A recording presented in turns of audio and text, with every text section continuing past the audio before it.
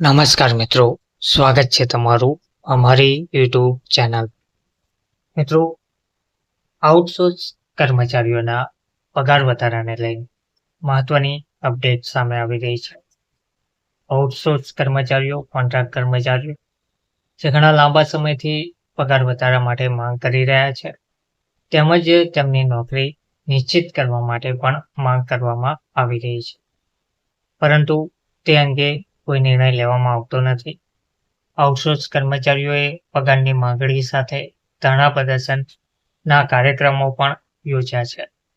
વિગતવાર જોઈએ તો કોન્ટ્રાક્ટ કર્મચારીઓ જેવા કે વીજળી વિભાગમાં કામ કરતા આઉટસોર્સ કર્મચારીઓ અને અન્ય વિભાગમાં કામ કરતા કોન્ટ્રાક્ટ કર્મચારીઓ, કરાર આધારિત કર્મચારીઓ ઘણા મહિનાઓથી પગાર વધારાને લઈને માંગ કરી રહ્યા છે.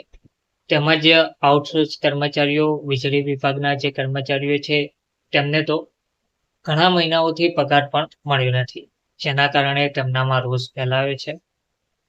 મેહર એન્ટરપ્રાઇઝ સાથે સંકળાયેલા આઉટસોર્સ કર્મચારીઓએ તેમના બાકી પગાર અને ઈપીએફની માંગણી સાથે વિરોધ પ્રદર્શન પણ કર્યું હતું. તેમજ પાવર પ્લાન્ટમાં આઉટસોર્સ દ્વારા ભરતી કરાયેલા કર્મચારીઓએ બાકી પગાર અને ઈપીએફના ચૂકવણી ના થવાના વિરોધમાં એક્ઝિક્યુટિવ એન્જિનિયરિંગની ઓફિસની બહાર વિરોધ પ્રદર્શન કર્યું હતું. કર્મચારીઓએ દાવો પણ કર્યો હતો કે તેમને છેલ્લા 2 થી 4 મહિનાથી પગાર અને 6 મહિનાથી ઈપીએફ મળ્યો નથી. તેમણે સ્પષ્ટ પણ કર્યું હતું કે જ્યાં સુધી તેમને સંપૂર્ણ પગાર નહીં મળે ત્યાં સુધી તેઓ કામ કરશે નહીં. તેમાં ગુડ્ડુ લાઇનમેન, પ્રવીણ રવિ, ઉપદેશ, પ્રવેશ, વિક્રમ કલ્લુ, રમેશચંદ્ર, કૃષ્ણકુમાર, આશિષ, દિનેશ, અમિત, આલોક જેવા અલગ અલગ વિભાગના કર્મચારીઓ જેમણે વિરોધ નોંધાવ્યો હતો અને પ્રદર્શનમાં હાજરી પણ આપી હતી.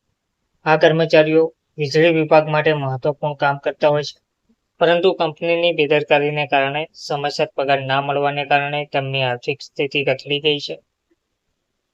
કર્મચારીઓએ જણાવ્યું હતું કે તેમના પગાર અને ઈપીએફ સમયસર જમા કરાવ્યા નથી, જેના કારણે તેમના પરિવારોને મુશ્કેલીનો સામનો પણ કરવો પડી રહ્યો છે.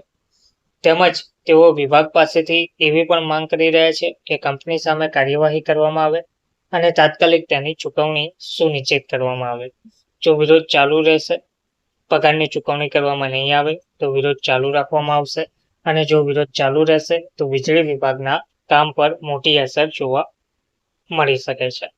સ્થાનિક વહીવટીતંત્ર અને વિભાગીય અધિકારીઓએ આ બાબતમાં હસ્તક્ષેપ કરવાની પણ જરૂર છે.